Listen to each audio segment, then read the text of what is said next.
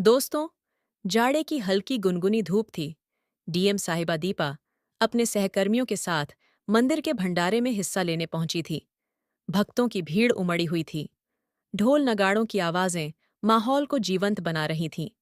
दीपा ने अपने सहकर्मियों के साथ भक्तों में प्रसाद बांटना शुरू किया। उनका चेहरा सजीव और आंखों में जिम्मेदारी की चमक थी। प्रसाद बांटते बांटते उनकी नजर अचानक भीड़ के कोने में पड़ी।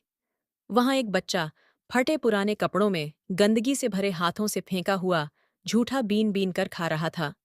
उसकी हालत इतनी खराब थी कि दीपा का दिल बैठ गया। उनका हाथ रुक गया और उनकी नजरें बच्चे पर ठहर गईं। मैडम, कुछ हुआ है क्या? सहकर्मी ने पूछा। दीपा ने जवाब नहीं दिया। उनका दिल जैसे किसी पुराने घाव से टकरा गया हो। वह बच्चे के पास गई। करीब से देखा तो बच्चा 7-8 साल का था। उसके झुलसे हुए बाल और कमजोर काया ने दीपा को भीतर तक हिला दिया। पर जो बात उन्हें सबसे ज्यादा चौंकाने वाली लगी, वह थी बच्चे की आंखें। यह आंखें कहीं जानी पहचानी थीं। तुम कौन हो? तुम्हारा नाम क्या है? दीपा ने घबराए स्वर में पूछा। बच्चे ने जवाब नहीं दिया। उसने डर से सिर झुका लिया। लेकिन दीपा को यकीन हो गया था कि यह बच्चा साधारण नहीं है। कुछ तो है जो छिपा हुआ है। सहकर्मी बच्चों को हटाने लगे, लेकिन दीपा ने उन्हें रोका। उन्होंने कड़े स्वर में कहा, नहीं, इसे मेरे पास ही रहने दो। वह बच्चे के करीब बैठ बैठ गई। बच्चे ने धीरे धीरे सिर उठाया और डरते डरते कहा, मेरा नाम अनिल है। मुझे भूख लगी थी, इसलिए यहां आया हूं। तुम्हारे माता पिता कहाँ हैं? दीपा ने पूछा। बच्चे की आंखों में आंसू भर आए। मुझे नहीं पता, माँ ने मुझे छोड़ दिया था। दीपा का दिल बैठने लगा। उनके दिमाग में कुछ पुरानी यादें उभरने लगीं। उन्हें अपना अतीत याद आया। वह दर्द, वह मजबूरी, वह क्षण जब उन्होंने खुद अपने बच्चे को हालातों के चलते छोड़ दिया था। तुम्हारे पास और कोई नहीं है? उन्होंने कांपती आवाज में पूछा। बच्चे ने सिर हिला दिया। दीपा का दिल जैसे जोर जोर से धड़कने लगा। उन्होंने धीरे धीरे बच्चे को गले लगाया। बच्चा सहम गया था, लेकिन दीपा की आंखों से आंसू रुकने का नाम ही नहीं ले रहे थे। भीड़ में खड़े सहकर्मी और भक्त यह दृश्य देखकर हैरान थे। किसी को समझ नहीं आ रहा था कि डीएम साहिबा इतने भावुक क्यों हो रही हैं। लेकिन दीपा के मन में सैकड़ों सवाल उमड़ रहे थे। क्या यह उनका वही बेटा है जिसे उन्होंने सालों पहले छोड़ दिया था? अगर हाँ, तो वह यहाँ कैसे पहुंचा? क्या यह नियति का खेल है या उनकी गलती का दंड? सस्पेंस की परतें गहरा जा रही थीं। दीपा ने बच्चे का हाथ थामा और धीरे से पूछा, तुम्हारी माँ का नाम क्या था? बच्चे ने सिर झुकाकर कहा, मुझे उनका नाम याद नहीं, लेकिन लोग उसे दीपा कहते थे। दीपा की सांसें थम गई। उन्होंने बच्चे को गले से लगा लिया, जैसे अब कभी नहीं छोड़ेगी।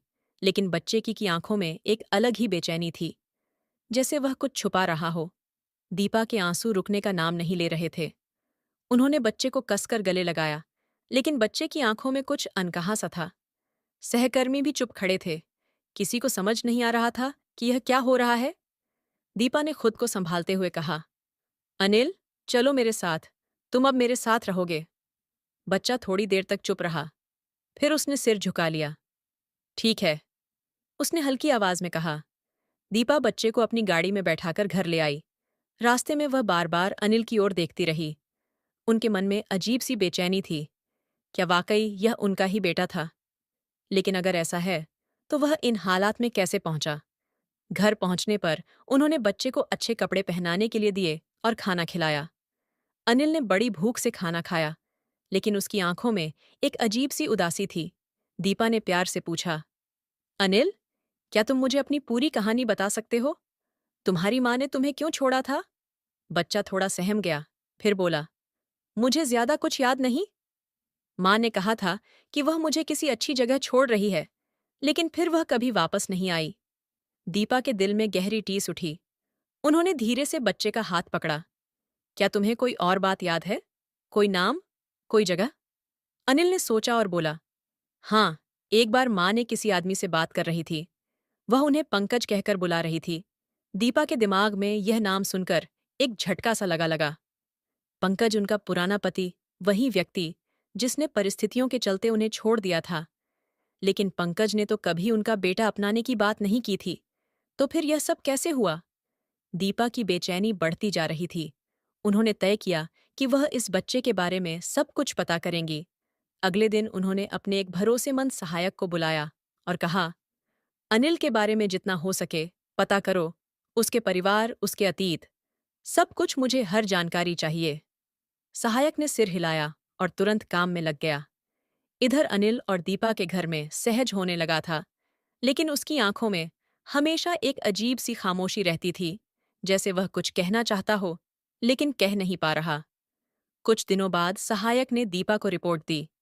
मैडम, मैंने पता किया, ये बच्चा एक अनाथालय में रहता था, लेकिन कुछ महीने पहले वह वहां से भाग गया। अनाथालय के रिकॉर्ड में उसकी मां का नाम नहीं है, लेकिन पिता का नाम पंकज दर्ज है।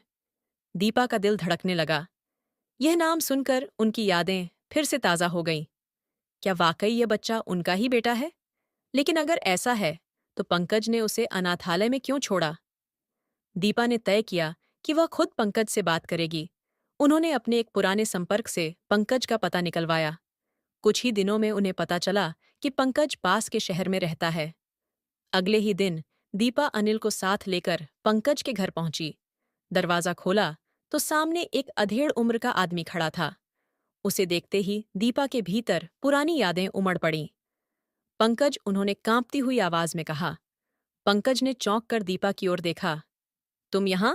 दीपा ने सीधे सवाल किया। ये बच्चा, ये अनिल कौन है और वह तुम्हारे नाम के साथ क्यों जुड़ा है? पंकज कुछ पल के लिए चुप रह गया। उसकी आंखों में झिझक और अफसोस का सागर उमड़ पड़ा। उसने धीरे से कहा, दीपा जी, एक लंबी कहानी है। दीपा की आंखों में आग जल उठी। मुझे हर चीज जाननी है। अभी अनिल चुपचाप खड़ा है, ये सब देख रहा है।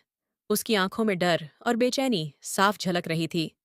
पंकज ने लंबी सांस ली और कहा, मैं तुम्हें सब कुछ बताऊंगा। लेकिन उसकी झुकी हुई आंखें उसके भीतर छुपे गहरे दर्द को बयां कर रही थीं। दीपा के चेहरे पर उथल पुथल साफ झलक रही थी। मैं सुन रही हूं। पंकज, सच्चाई जानने का अधिकार मेरा है, दीपा ने कठोर स्वर में कहा। पंकज ने अनिल की ओर देखा और फिर धीरे से बोलना शुरू किया। दीपा, जब तुमने मुझे छोड़ा, मैं टूट गया था। तुम्हारा जाना मेरे लिए सब कुछ खत्म कर गया था। लेकिन उसके बाद जो हुआ, उसने मेरी जिंदगी पूरी तरह से बदल दी। दीपा चुपचाप खड़ी थी, लेकिन उसका दिल तेजी से धड़क रहा था। तुम्हारे जाने के कुछ समय बाद मुझे एक औरत मिली। उसका नाम ममता था। वह मेरी मदद करने की कोशिश कर रही थी, लेकिन मैं किसी से जुड़ने की हालत में नहीं था। फिर एक दिन ममता ने मुझसे कहा कि वह एक बच्चे की मां बनने वाली है। मैंने उसका साथ देने का फैसला किया, लेकिन पंग की आवाज भर गई। उसने दीपा की ओर देखा, लेकिन वह बच्चा मेरा नहीं था। दीपा का चेहरा पड़ गया। तो फिर यह बच्चा, सीमा ने मुझे बताया था कि उसने एक मजबूरी में बच्चा को जन्म दिया था। उसका परिवार उसे अपनाने को तैयार नहीं था। वह कहीं और से भाग कर आई थी। लेकिन अब अनिल पैदा हुआ तो ममता उसे लेकर ज्यादा दिन नहीं जी पाई। बीमारी ने उसे हमसे छीन लिया। दीपा का मन उलझ गया। लेकिन अनिल को तुमने अनाथालय क्यों भेजा? पंकज ने गहरी सांस ली। दमे उसे रखने की कोशिश कर रहा था, लेकिन हालात मेरे बस के बाहर हो गए थे। मैंने सोचा, अनाथालय में कम से कम उसे खाना और छत मिलेगी, लेकिन यह फैसला मुझे हर दिन कचोट रहा। मैं उसे छोड़ना नहीं चाहता था। दीपा की आंखों में आंसू थे। उनकी नजर अनिल पर पड़ी, तो जो चुपचाप पंकज की बातें सुन रहा था। पंकज, ये बच्चा ये बच्चा मुझसे क्यों जुड़ा महसूस होता है? दीपा ने धीमे स्वर में पूछा। पंकज ने चौंक कर दीपा की ओर देखा। मुझसे यह सवाल मत पूछो। मुझे खुद ये समझ नहीं आ रहा कि तुम्हारे इस बच्चे से ऐसा लगाव क्यों हो रहा है। लेकिन मैं इतना जानता हूं कि ये बच्चा खास है। अनिल ने पहली बार बीच में बोलने की हिम्मत की। माँ, आप दोनों क्यों लड़ रहे हैं? मैं तो सिर्फ एक बच्चा हूं। क्या मैं किसी का नहीं हूं? उसकी मासूम आवाज ने दोनों को भीतर तक हिला दिया। दीपा ने अनिल को अपनी गोद में खींच लिया। नहीं बेटा, तुम किसी के हो, तुम मेरे हो। लेकिन उनके मन में सवाल अभी भी जीवित थे। अनिल कौन था? क्या वह दीपा और पंकज से जुड़ा था, या यह महज एक संयोग था? क्या वह नियति का खेल था, या कोई और बड़ा सच था जो सामने आने वाला था? पंकज ने दीपा की ओर देखा। अगर तुम्हें सच जानना है, तो हमें साथ मिलकर अनिल के अतीत को खोजना होगा। मुझे भी नहीं पता कि उसकी माँ कौन थी और उसे यह नाम कहाँ से मिला। दीपा ने पंकज की बातों पर सहमति जताई।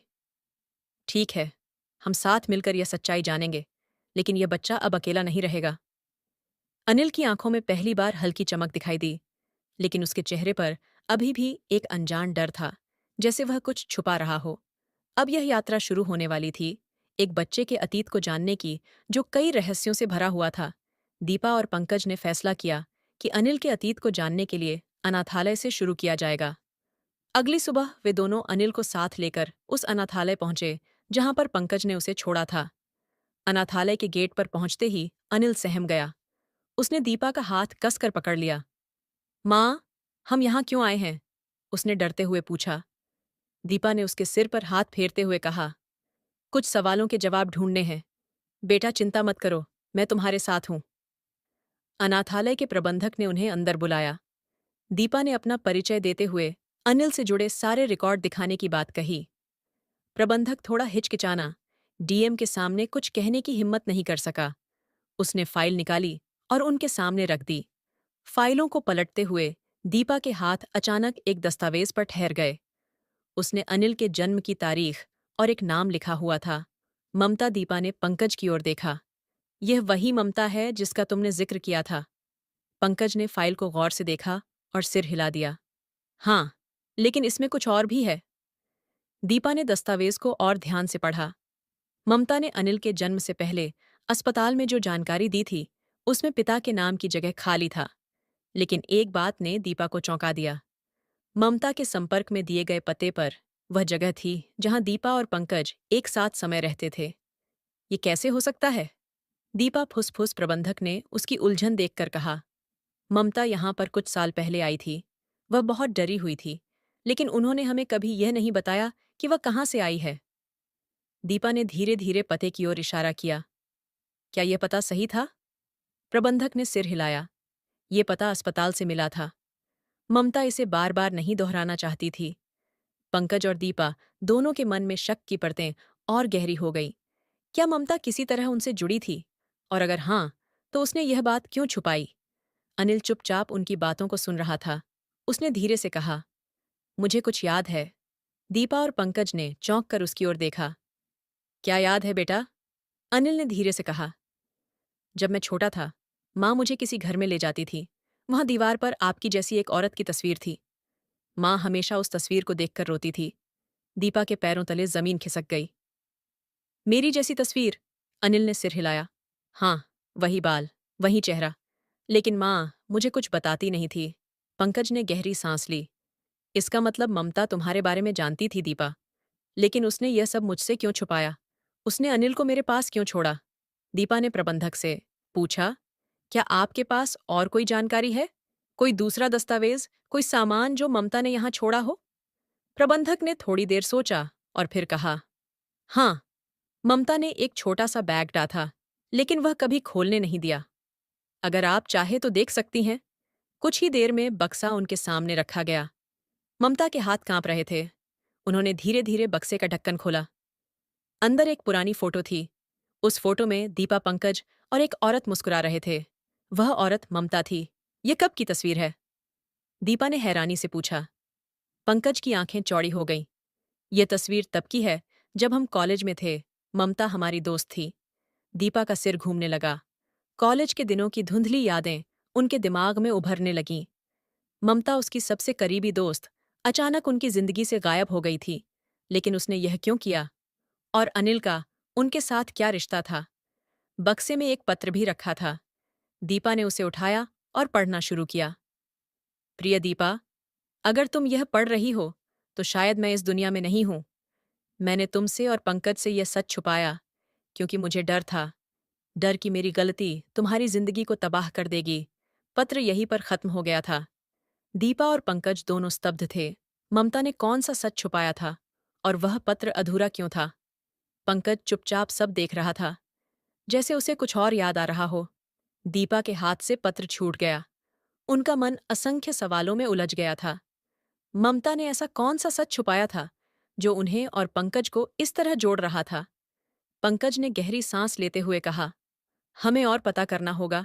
यह अधूरी कहानी हमें शांति नहीं देगी। प्रबंधक ने उनकी बात सुनकर कहा, शायद ममता ने समाज में कुछ और मिल जाए। मैंने सुना था कि उसने अपने कुछ कागजात अस्पताल में जमा किए थे।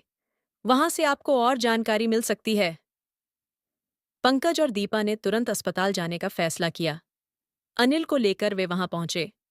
अस्पताल के रिकॉर्ड में सीमित जानकारी थी, लेकिन वहां से एक मेडिकल रिपोर्ट मिली जिसने उनकी जिंदगी बदल दी। रिपोर्ट में लिखा था, माता का नाम ममता, पिता का नाम पंकज, जन्मस्थान लखनऊ। पंकज ने रिपोर्ट को देखा और उनका चेहरा पीला पड़ गया। ये कैसे हो सकता है? दीपा ने कांपते हुए पूछा। पंकज, क्या तुमने ममता से? पंकज ने तुरंत इनकार करते हुए कहा, नहीं दीपा, ममता मेरी दोस्त थी, लेकिन मैंने कभी ऐसा कुछ नहीं किया। लेकिन रिपोर्ट की सच्चाई झुलाया नहीं जा सकती थी। दीपा का दिमाग घूमने लगा। अगर यह बच्चा तुम्हारा है, तो ममता ने मुझसे और तुमसे ये सब क्यों छुपाया? और यह रिपोर्ट क्यों कहती है कि तुम उसके पिता हो? अनिल इस बातचीत को समझने की कोशिश कर रहा था। उसने मासूमियत से पूछा, पापा, क्या आप मेरे असली पापा हैं? पंकज के पास कोई जवाब नहीं था।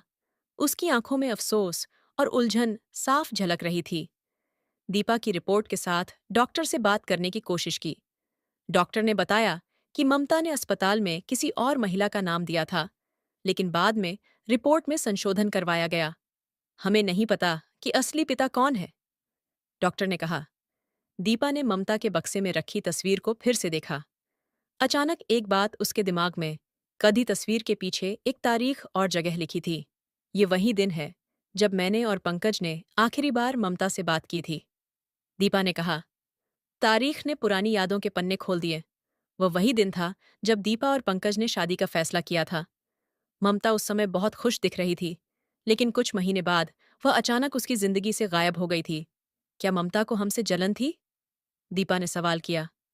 पंकज ने गहरी सांस ली। शायद, लेकिन अगर ऐसा था तो उसने अनिल को मुझसे क्यों जोड़ा? उस समय अनिल ने धीरे धीरे से कुछ कहा जिसने सबकी सांसें रोक दी। मुझे याद है, माँ हमेशा कहती थी कि वह सब जानती है, लेकिन वह आपको माफ नहीं कर सकती। किसे माफ नहीं कर सकती? दीपा ने पूछा। अनिल ने कहा, वह दीदी को माफ नहीं कर सकती थी। दीपा और पंकज स्तब्ध रह गए। दीदी?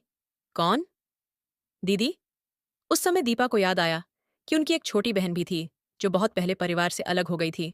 वह ममता की सबसे करीबी दोस्त थी, लेकिन एक दिन दोनों ने परिवार से नाता तोड़ लिया।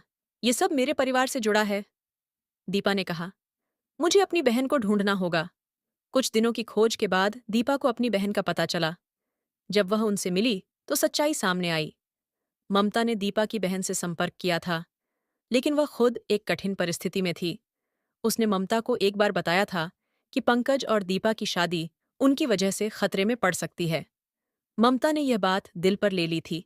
उसने सोचा था कि वह पंकज का नाम लेकर सब कुछ बर्बाद कर सकती है, लेकिन वह कभी ऐसा कर नहीं पाई। अनिल किसी का नहीं था, वह एक अनाथ था। ममता ने समाज और हालात से डरकर झूठ बोला था। जब यह सच्चाई दीपा और पंकज के सामने आई, तो उनके मन में सारा गुस्सा और उलझन खत्म हो गई। दीपा ने अनिल को गले लगाया और कहा, तुम मेरे बेटे हो, तुम्हारी असली माँ कोई भी हो, लेकिन अब मैं तुम्हें कभी अकेला नहीं छोड़ूंगी। पंकज ने भी अनिल को गले लगाया और कहा, तुम हमारे परिवार का हिस्सा हो, हमेशा रहोगे। अनिल की आंखों में पहली बार सुकून और अपनापन झलक रहा था। वह जान गया था कि अब उसे किसी सवाल या सच्चाई से डरने की जरूरत नहीं। दोस्तों, आपको वीडियो कैसी लगी? कमेंट बॉक्स में जरूर बताएं। जय हिंद, जय भारत। वीडियो को अंत तक देखने के लिए आप सभी का बहुत बहुत शुक्रिया।